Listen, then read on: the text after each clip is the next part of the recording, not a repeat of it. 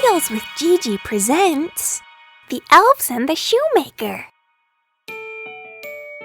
Once upon a time, there was a poor and honest shoemaker who had worked hard all his life but wasn't rich at all.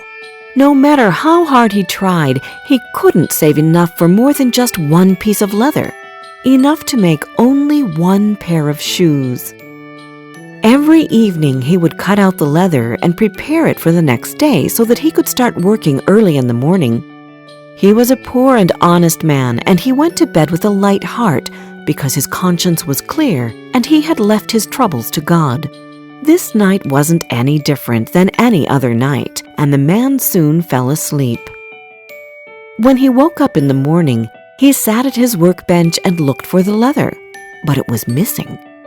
Instead, he found a new pair of shoes already made. The man didn't know how it could have happened, but he knew it was the weirdest thing that had ever happened to him.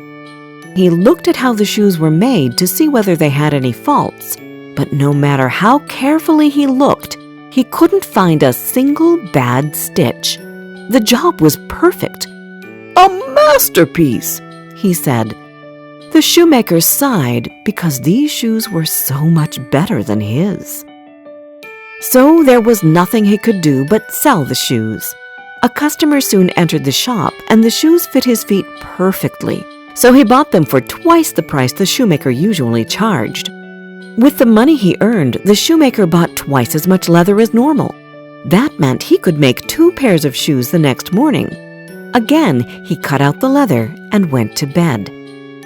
The next morning, he woke up to find that someone had done the work for him again, and 2 pairs of shoes were waiting on his workbench. He was astonished by the faultless work that had happened overnight. He waited for clients to enter his shop. Soon, 2 men came in and bought the shoes. They liked them so much that they paid the shoemaker quite a handsome amount of money. With it, he bought enough leather for 4 pairs of shoes, and just like every other night, he cut out the leather so that it could be ready in the morning. When he woke up the next morning, he saw 8 pairs of shoes, perfectly sewn, polished, and laid out on his workbench. This continued for quite a long time, so long that the shoemaker and his wife became not just well off, but incredibly rich. They had no problems of any sort now that they had enough money to live a wealthy life. A day before Christmas, as the shoemaker and his wife were sitting before the fireplace having breakfast, he said, "I think I want to finally understand who comes every day and does my job for me. The workshop will be closed tomorrow, so I can stay up all night." His wife agreed, and in the evening they left a candle burning in the workshop so that they could see better. At midnight, the man was hidden behind the curtains waiting, when 2 naked elves entered the room. They were so cheerful and so happy that you would think they were Santa's elves. They sat on the shoemaker's bench and started measuring and sewing and stitching so fast that their hands couldn't be seen. They didn't stop for a second until the job was done. They finished long before dawn. As soon as the 2 elves finished their job, they disappeared into thin air. The next day at breakfast, the wife said, "We should be thankful to the dwarves. They have made us rich, and since they started coming, we have no troubles at all.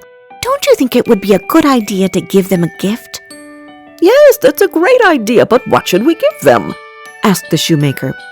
"They wore no clothes, and it is a pity to walk naked in this cold winter," she replied. "You're right, it is a pity, and it's not very decent either," the shoemaker added. So the shoemaker's wife prepared a shirt, a waistcoat, trousers, and a coat for each of the elves, and left them on the bench for the elves to see when they came at midnight.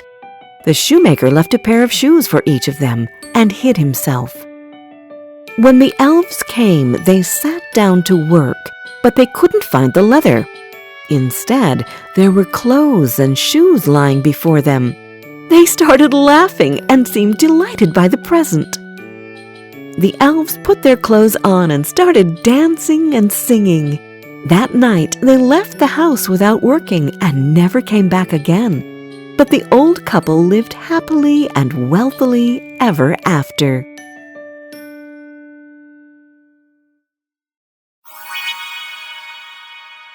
Did you like this story? Download our storytelling app, Tales with GiGi, where you can find more than 30 other fairy tales and fables which can come in handy during feeding time, bedtime, or on road trips. And don't forget to subscribe to our channel. We've got new tales coming out every Wednesday.